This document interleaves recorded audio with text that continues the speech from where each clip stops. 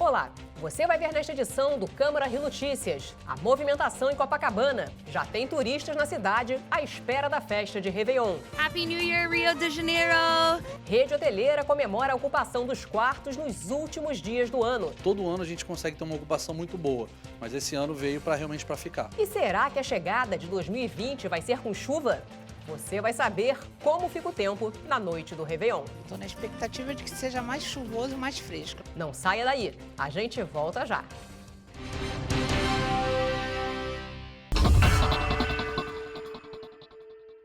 Não perca o Rio TV Debate com o tema Inclusão de Pessoas com Síndrome de Down.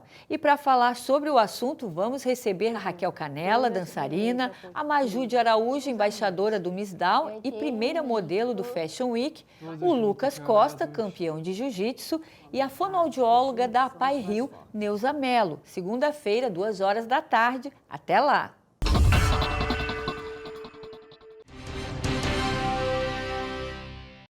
Uma data histórica para a equipe do Câmara Rio Notícias. O jornal chega hoje à edição de número 700, com a missão de levar até vocês as atividades do Legislativo Carioca e notícias e reportagens de interesse da população do Rio de Janeiro. A cidade maravilhosa já vive o clima de Réveillon. E é com informações da festa em Copacabana que a gente abre esta edição de número 700. A previsão da Prefeitura é de que haja um novo recorde de público na virada para 2020. Cerca de 3 milhões de pessoas. E muitos turistas já estão por aqui, como mostra a reportagem de Sérgio Costa. Cantado em verso e prosa, entre o mar e a montanha. O cenário da festa vestiu sua melhor roupa. Mar calmo e temperatura ideal. Está aberta a temporada de sotaques na praia de Copacabana. Happy New Year, Rio de Janeiro!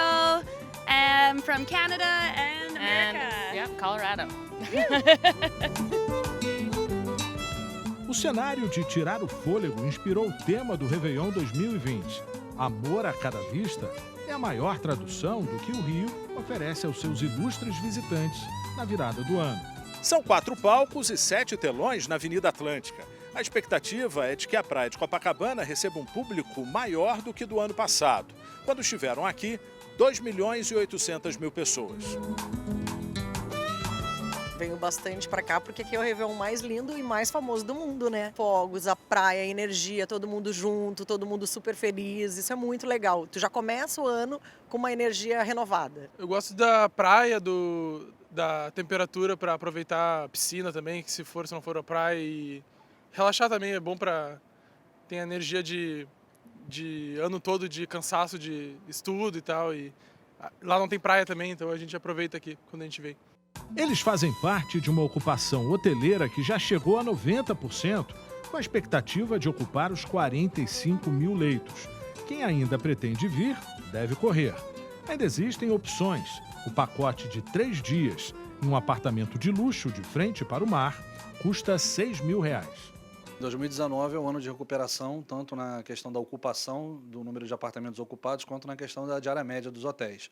Então a gente nota um crescimento maior da ocupação e, em segundo plano, um crescimento também mais tímido da diária média dos hotéis. O Réveillon, por si só, no Rio de Janeiro, é um evento único, é o maior Réveillon do mundo, a maior festa do mundo.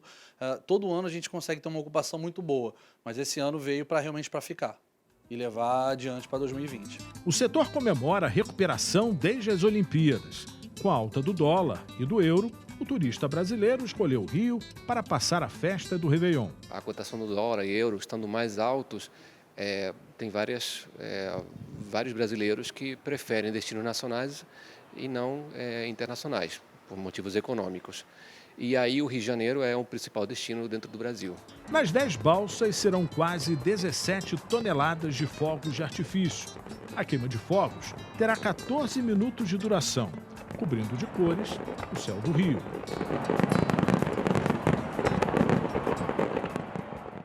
Também haverá shows em outros 8 bairros da cidade. Na Praia da Bica, na Ilha do Governador, as atrações são o músico Michael Sullivan e o grupo Pique Novo. Na Ilha de Paquetá, o som fica por conta dos grupos Samba Bom e Boca Louca. Em Sepetiba, quem comanda a festa é o cantor Gustavo Lins. No Parque de Madureira, as atrações são o grupo Galo Cantor e Clariô. No Piscinão de Ramos, o palco terá a presença dos grupos Balacobaco e do cantor Suel. No IAPI da Penha, vai ter swing e simpatia na noite de Réveillon. Em Guaratiba, quem comanda a festa é o cantor Mr. Dan.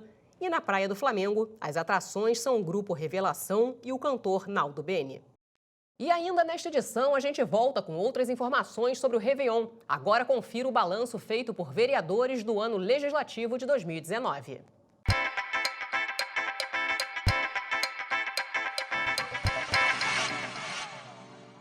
Bom, eu separaria, né, o Poder Legislativo e a cidade, o Poder Executivo. O Poder Legislativo, acho que a gente trabalhou bastante, poderíamos ter trabalhado mais, mas, enfim, votamos leis importantes, atendemos ao que nos foi solicitado e que é fundamental para melhorar a qualidade de vida da população. Algumas coisas ficaram pendentes.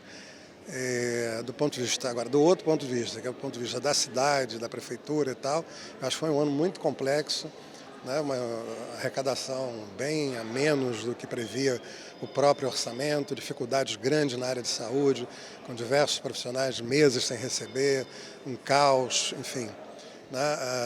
Outras áreas de governo, como por exemplo, prestação de serviços, está tudo sem pagar. Então foi um ano financeiramente difícil, complicado. Eu acho que como perspectiva para o próximo ano, ainda que seja um ano eleitoral difícil de se fazer mudanças importantes, nós precisamos assumir o compromisso, né, é um compromisso mesmo, com a cidade, de adotar uma série de providências no sentido de recuperar a situação financeira da cidade, sob pena de chegarmos ali para o mês de maio, junho, com imensas dificuldades até mesmo para pagamento de pessoal. Eu assumi o mandato no dia 4 de fevereiro desse ano e nós vimos uma prefeitura totalmente desestruturada, os animais à mercê da própria sorte. Nós víamos que a Subsecretaria de Bem-Estar Animal não fazia o seu dever de casa, que era ofertar à população castração gratuita, vacinação, acolhimento de animais de rua, e nós nos deparamos com 8 contratos sem licitação.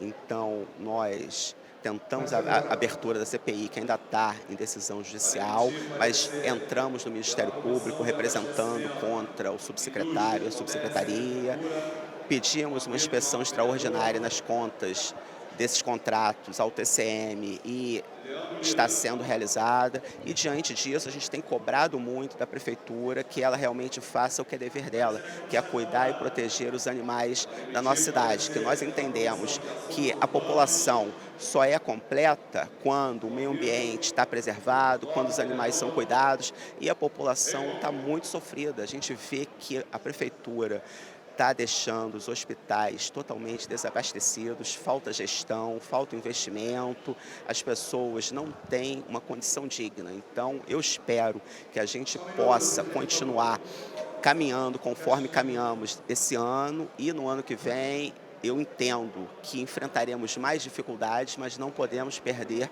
a esperança. Só a luta muda a nossa vida. Para nós, um ano de iniciante, né? Nossa primeira legislatura, nosso primeiro mandato, foi um ano corrido, uma tentativa de recuperar. Nosso mandato foi 2 anos, então a gente tem que mostrar trabalho. E analiso que a casa foi palco de vários debates ideológicos, debates em prol da cidade, né, pautas polêmicas, como a questão do Uber, a questão da Guarda Municipal. Enfim, eu acho que foi um ano produtivo para a sociedade. Trouxemos à baila questões que são vitais na vida do cidadão, né, o Concilia Rio, entre outras aí. Esse ano, particularmente, a gente teve graves problemas sendo encarados aqui pela Câmara Municipal no que diz respeito à situação da cidade. Eu destaco principalmente a grande preocupação que veio para cá acerca da deficiência em vagas de creches e pré-escolas. Nós mesmos fizemos um projeto de lei para permitir o aumento do aporte de recursos nas creches que têm convênio ativo com o município, para justamente tentar encarar e resolver esse problema central que, sem dúvida nenhuma, aflige muitos dos cidadãos cariocas.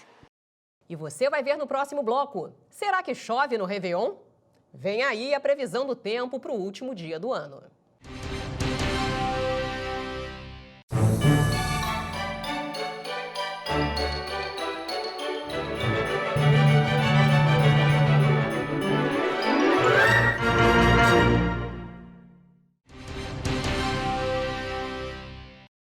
As chuvas fortes de fevereiro e abril deste ano deixaram um rastro de mortes e destruição na cidade. A possibilidade de que as enchentes se repitam em 2020 preocupa a população.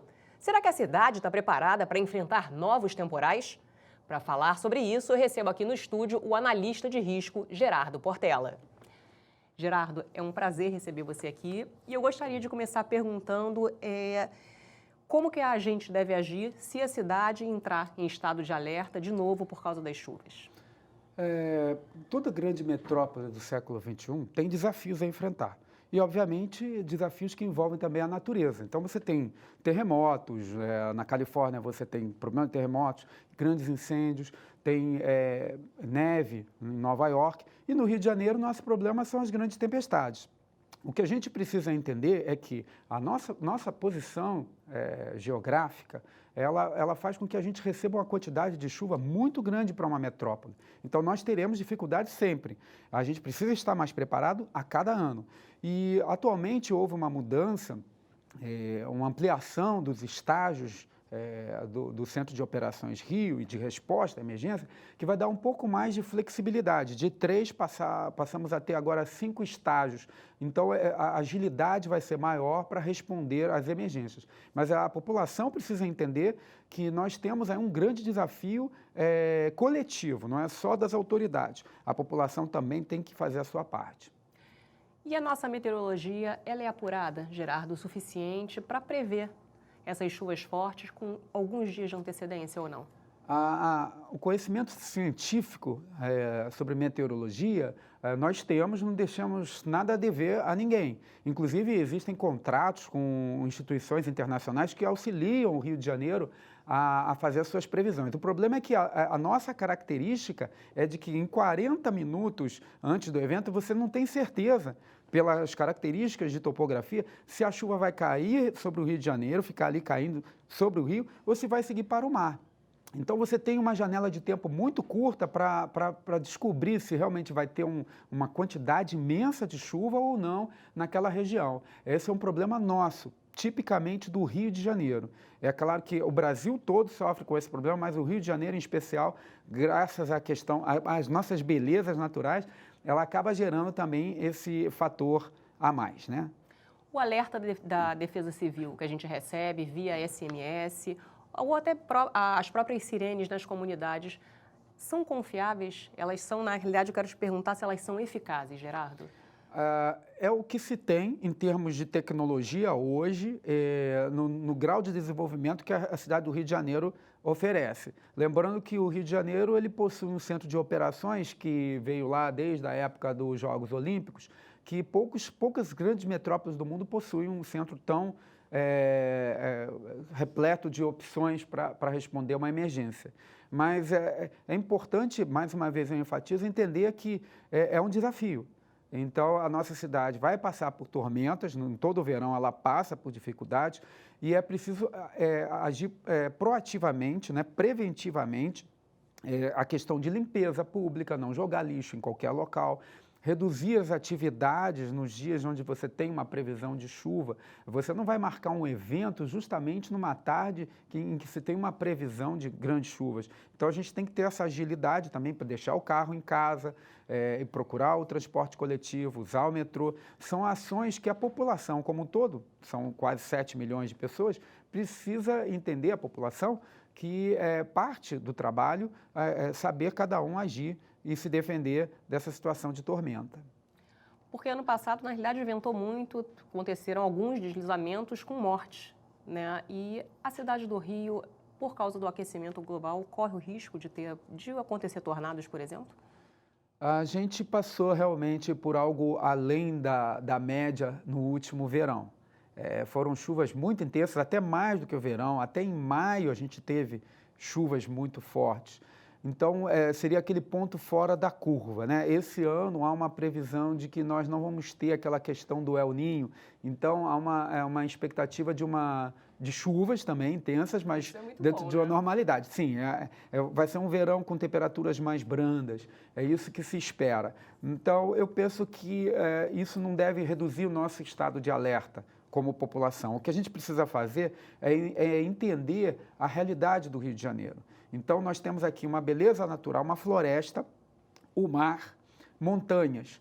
E achamos isso lindo o ano inteiro, mas quando chega o período que a natureza quer fazer o seu trabalho de chuvas de verão normal, né, uma coisa da natureza, a gente queria que a cidade fosse uma cidade de outro planeta e que não tivesse influência negativa a uma situação de chuva tão forte.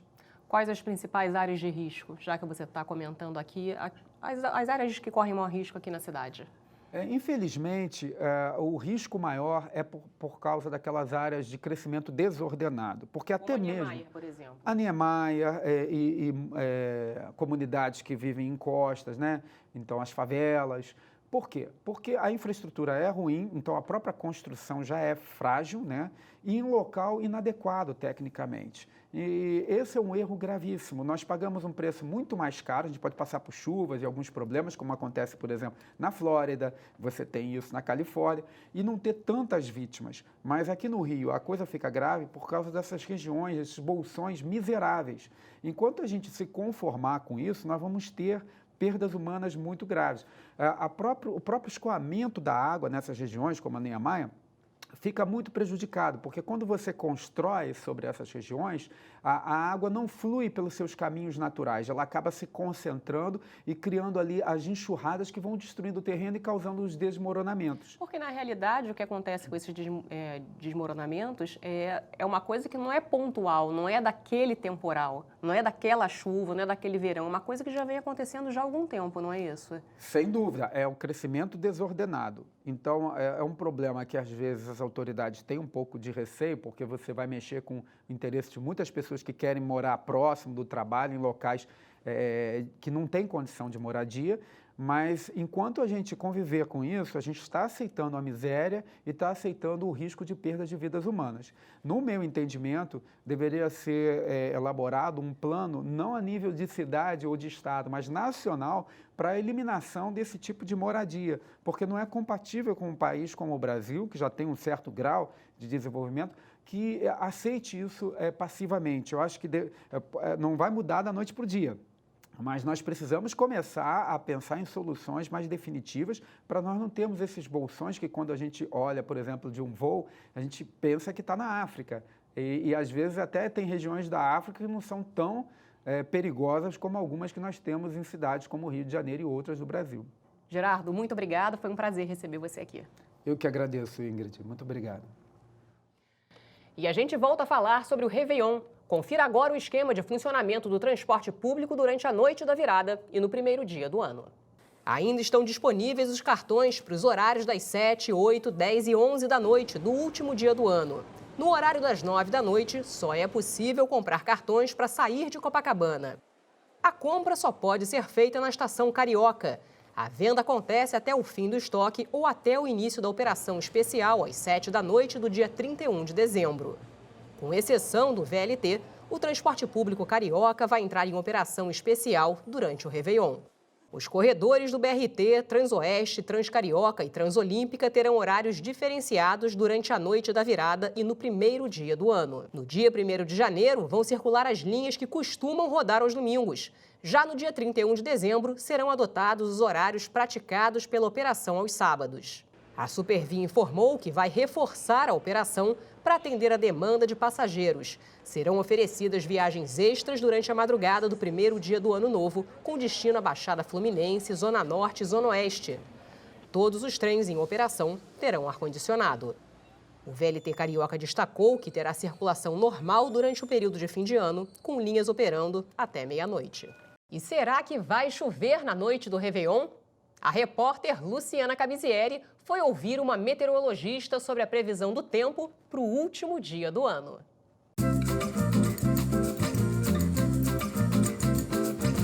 Os termômetros marcam altas temperaturas, mas com esse calorão chegaram também dias com pancadas de chuvas fortes, o que dá aquela leve sensação de alívio. Para quem precisa trabalhar de terno e gravata, a brisa até que tem ajudado a dar um refresco.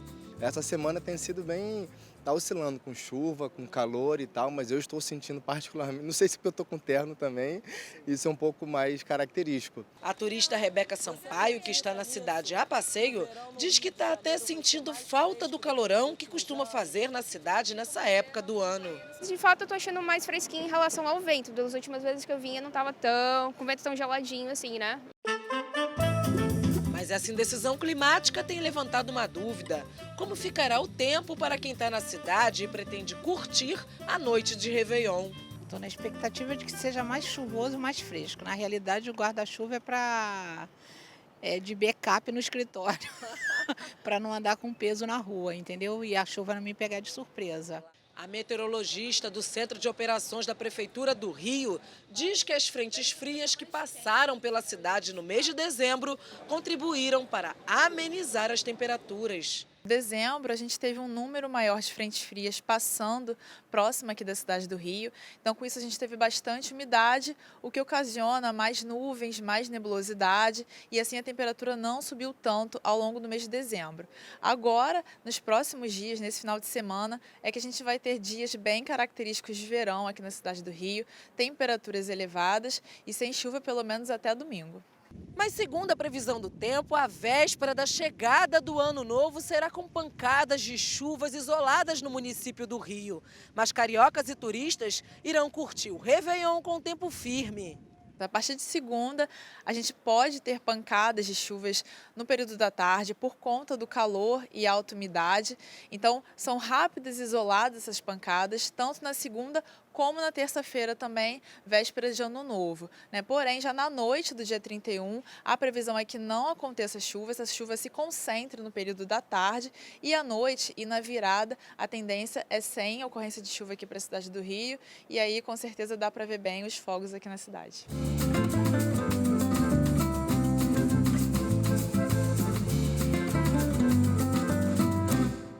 E o Câmara Rio Notícias fica por aqui. Acompanhe nossa programação também nas redes sociais. A Rio TV Câmara está no YouTube, no Facebook, no Instagram e também no Twitter. Obrigada pela companhia. A edição de número 700 é também a última deste ano. A gente agora só se vê no ano que vem. Um bom Réveillon e um ótimo 2020 para todos vocês.